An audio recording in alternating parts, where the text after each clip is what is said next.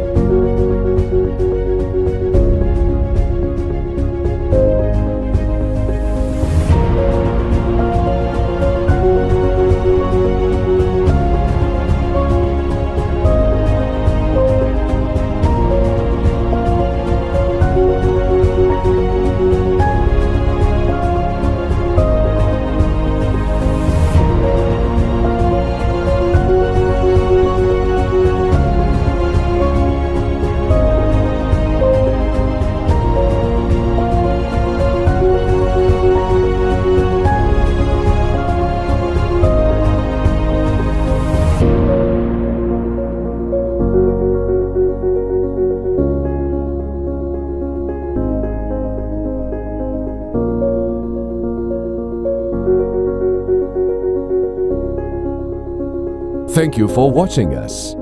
Don't forget to follow us to be updated for recent developments. You may continue to next tutorial video.